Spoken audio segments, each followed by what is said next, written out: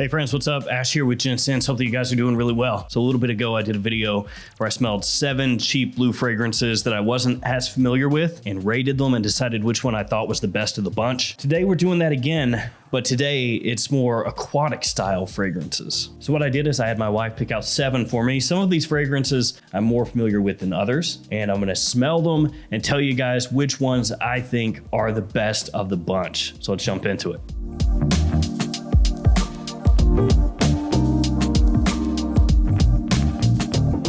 Before we jump into this, guys, let me give you a quick code, jomashop.com. You know the code probably already, but if you don't, it's Gents8. It'll save you $8 off any order over $110. They're a fragrance discounter. Actually, they have a lot of things that they discount, and they're growing their fragrance selection day over day. Gnarly prices too. So just looking at the selection, all blue bottles staring back at me, which is not really a surprise. And there are some definite favorites. Yeah, there's some ones that I think are gonna come out on top, I'm pretty sure. But it's good to smell these side by side, one right after the other sometimes. So let's get it kicked off with Kenzo Homme Eau de Parfum. Dig the bottle, looks awesome. I'm already gonna tell you that this fragrance is better than the next one that's coming up, so be aware of that. Yeah, real nice. It's a little bit sweet, but not too sweet. Aquatic, fresh, aromatic, really wearable, versatile. A little bit of a shower gel kind of vibe, like you stepped out of the shower and you just want to spray something on real fresh and easy to wear. Little green and minty. I know it gets compared to Invictus, but for me, it's actually not super close to Invictus. There are some fragrances that are just too Invictus-y, where that bubble gum smashes you over the face with the sledgehammer. I don't like that. Here, it's reined in a little bit because it does have that mint and citrus and a little bit more of that marine accord going on to offset a little bit of that bubblegummy sweetness. And instead of it being overly thick, it's kind of like a zingy sweetness in the opening. Got a little more of a sparkle to it. I know it doesn't get a ton of love in the fragrance community, but that actually smells pretty nice. We give that a solid 8. All right, next up, we've got Nautica Oceans. So this fragrance, it sucks. It's trash. I don't have to smell it again to tell you that, but I'm going to anyway. This one, they made a big deal of it not having like perfumer's alcohol in here, using like a different type of ink for the box and stuff like that. More sustainable. Here we go. Yeah, this stuff is garbage. The staying power on this is non-existent. It is just not even there. You can take actual tap water, put it into a bottle and spray yourself, and the smell of water will last longer than this stuff on your skin. At least for me, it is just absolutely horrid as far as the staying power goes. It's an eau de toilette, but this stuff is just, it's like an eau fraiche. It just smells like almost nothing, just a very light, aquatic, very faint, aromatic feel.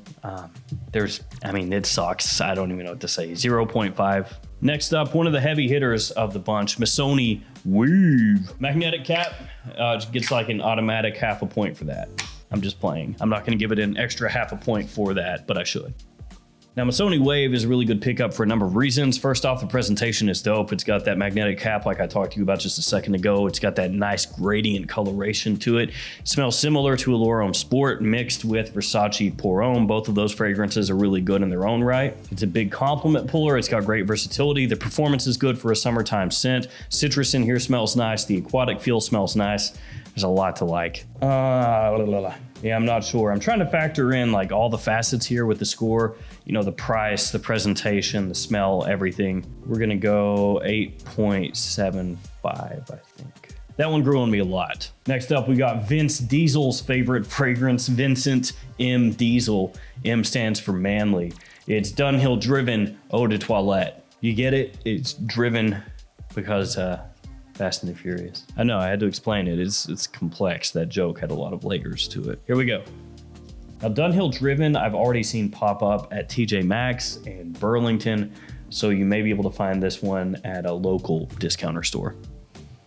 Oh, that's different. It's got this zinginess to it. It's almost herbal, aromatic, almost like a bit of minerality throughout. It's very fresh, but in a different kind of way than these other fragrances. Not really aquatic, but I mean, the bottle is blue, so I'll give her a pass. Tell you what, it's interesting, actually. I wrote this off when I first got it, smelled it, you know, wasn't a huge fan. Dunhill kind of has made a lot of crappy fragrances lately, at least as far as their mainline designer fragrances go. Their more expensive signature collection is not too bad. Not too bad at all, actually. It's pretty good. I like this more than I remember. And I think part of that is just because it's way different than the last 3 that I've smelled. 7.5, I think. Yeah. Pretty nice though, pretty nice. Not as wearable as the Kenzo, but definitely more unique than the Kenzo. So yeah, could appeal to more people if you're looking for something a little bit off the beaten path, but still affordable. Nautica again, this time it's Voyage Heritage. You gotta have some sort of Voyage in here. If you're looking at designer aquatic fragrances, that just makes sense.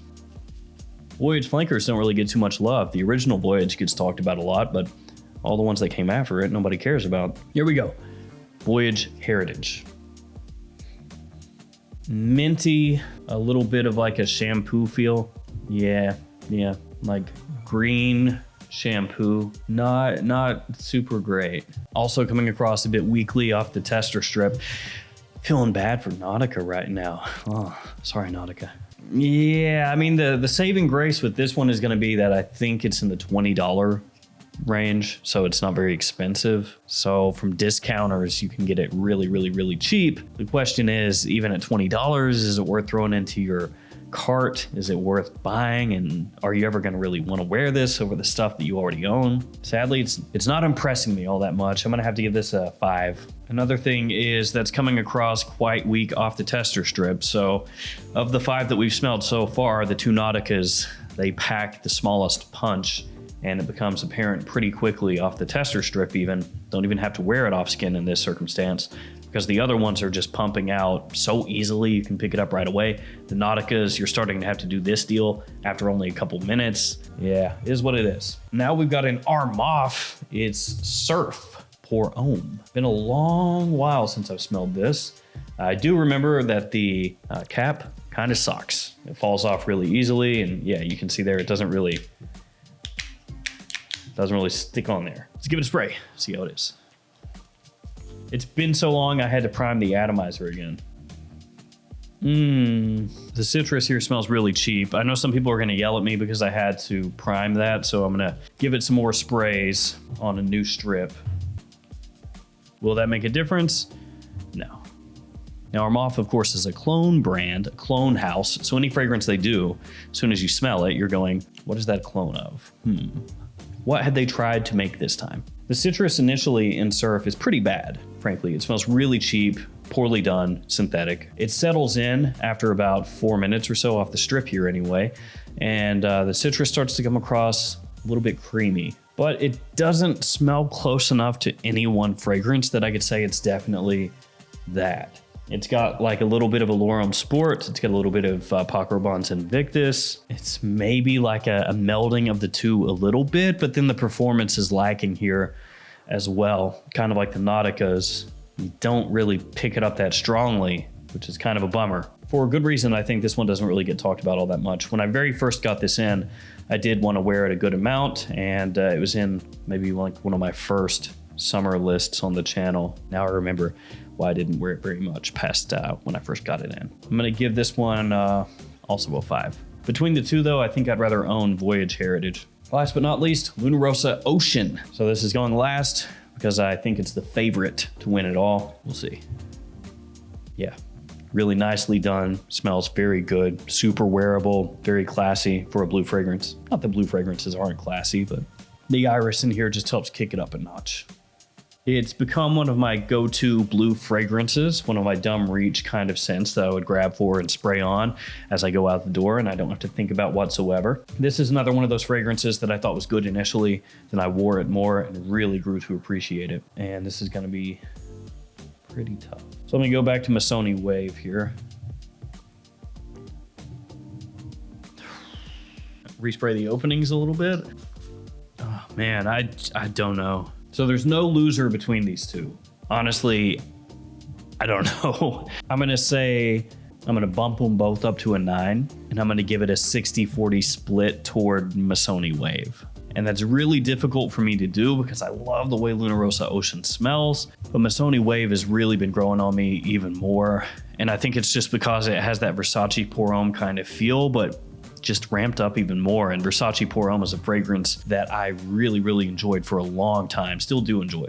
So it's almost like it's touching on that bit of nostalgia for me also, and using that to propel it forward. So Missoni Wave, I think I'm gonna have to give it to that one, but catch me on a different day, it'll be a different answer. All right, guys, that's gonna do it for me. So Luna Rossa Ocean, Missoni Wave, not a surprise. I like those fragrances a lot. So when I saw those here, I knew that those were gonna probably be the last two. The other surprise is Dunhill Driven Eau de Toilette. I like more than I remembered, and Kenzo Eau de Parfum, I think overlooked a bit. Nautica Oceans, still trash. So Voyage Heritage Surf, not really worth it either. Thank you for hanging with me. Thanks for your support. Stay safe out there. Very important.